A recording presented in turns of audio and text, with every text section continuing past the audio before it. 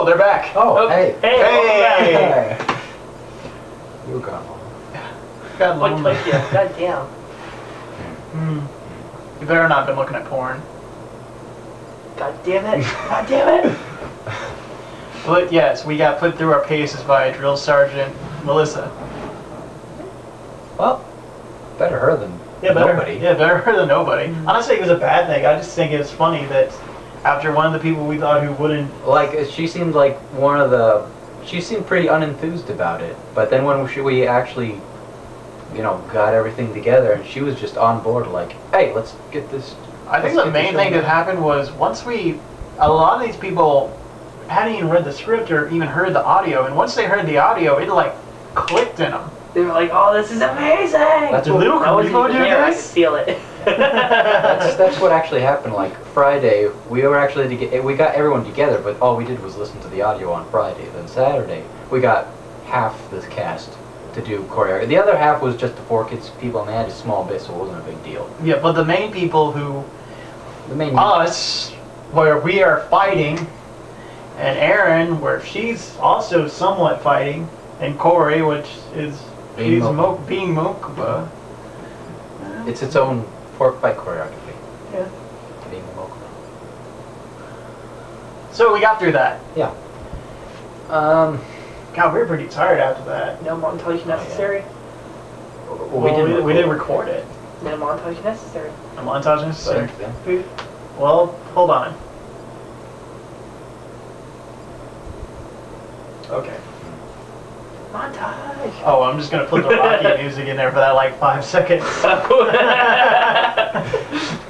Thanks to digital editing. But so, that was Saturday. The skit itself was Sunday night. Needless to say, Sunday morning when we got up, we were... Oh, that's right.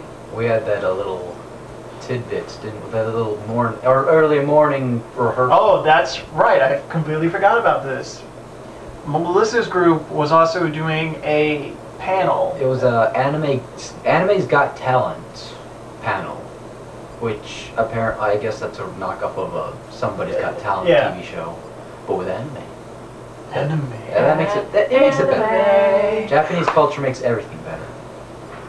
So we got roped into helping out, and really what we used that for was a little bit of practice, since It was the funniest thing, they got the main room. They didn't even know they had the main room until we called them up and asked where it is, and they said, look on the schedule. We don't know, look at the schedule, and I pull out the schedule, it's like, they're in the main room. How did they get the main room? How did they not know they got the main room? Well, good news is we didn't get a big crowd. I mean, like, yes, the main room, but it was Like 20 people. it was pretty lukewarm in there. Yeah. Although they were very supportive and patient with us. Except that really fat Jin cosplayer. Yeah. If you're watching this, you're fat. Go to Subway. And don't eat flesh. Hang out with Great Saiyaman. That's probably how she got That's how fat. you do.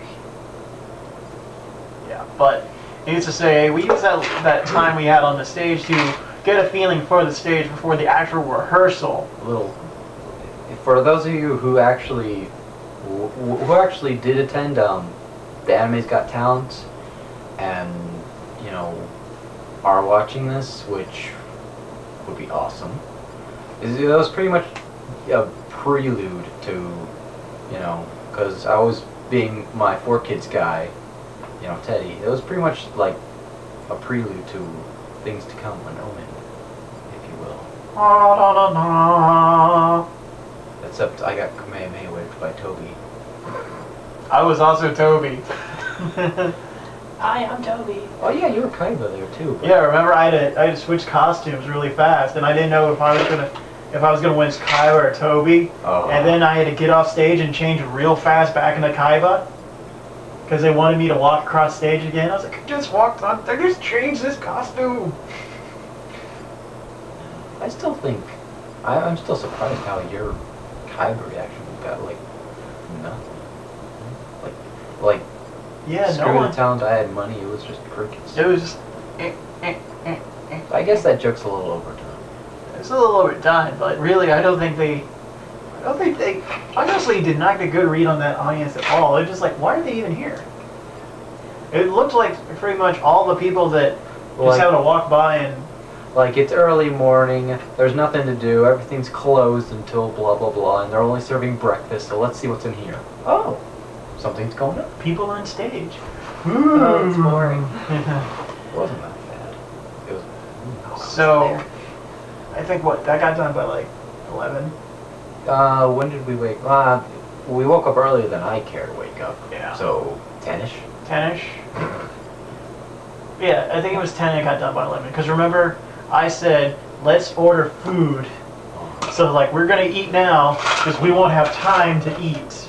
Because during this time, we still thought that, and we didn't tell them, that once we went into the main room for a rehearsal, we wouldn't be allowed to leave. And it was like 7 hours worth of time from start to finish.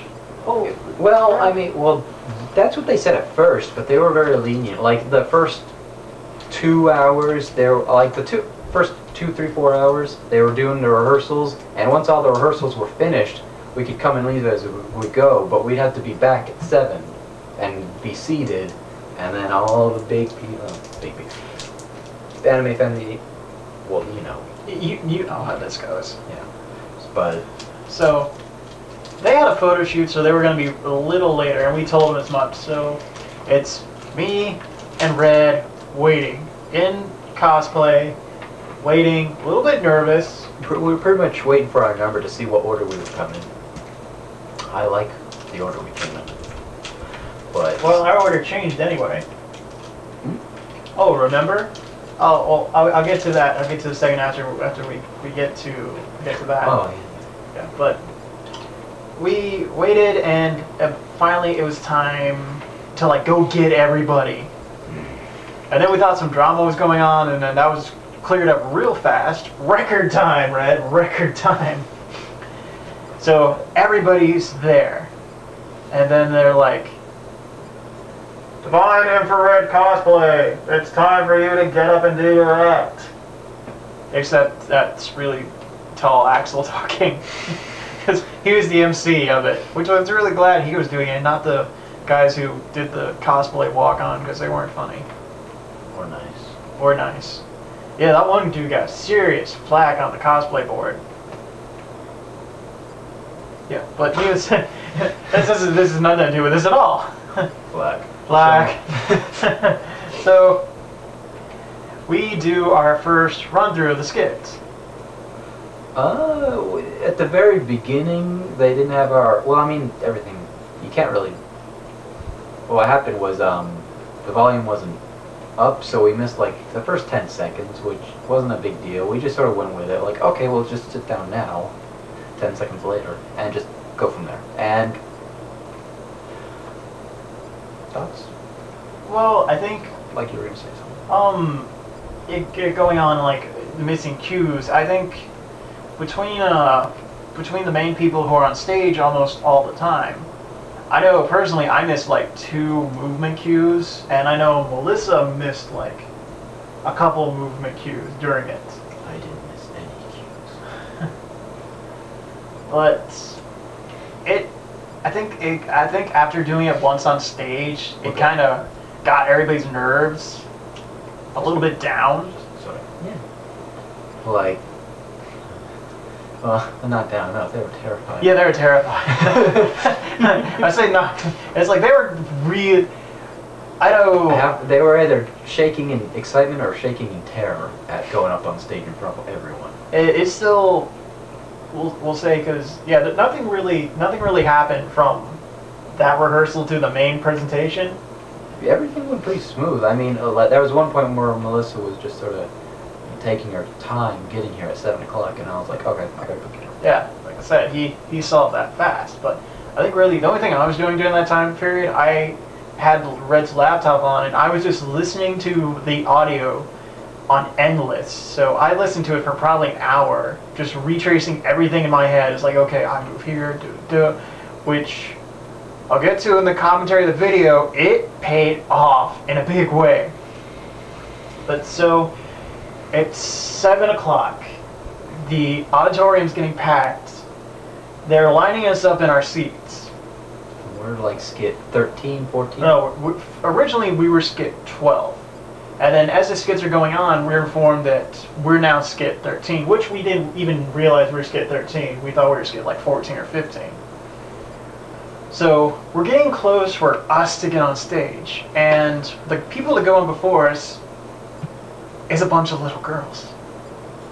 Doing a cute little dance. Cute little dance, but it made me so happy because I was like, we don't have to follow anyone really good. Like twins, Baker saucy noodle. Yeah. Plug, plug, plug. Plug, plug, plug. You owe us Sorry. money. But yes, we followed a group of little girls, which were like, thank God. No one's going to compare us to them. Not to say that they were bad. Not to say bad, but it's just like, it was just 3 little girls dancing compared to an all drawn out skits. Which, if you want to hear more about mine and Red's song skits, go back and check my A-Fest vlog, 40-minute one. Probably part 3, because I think that's where all the vlog, all the skit talks about. Yeah, part 3. But so, needless to say, we've gotten to the point where we're now lined up to jump on the stage. Like, we're about to go on. And Corey's shaking, Aaron's shaking, Melissa's kind of indifferent. So... She's just gonna. No, we can say about that. She's pretty much in theater. She's in actress mode. Theater mode, activate. Yeah, She's buckering up. yeah, she's buckering up. She's getting into character.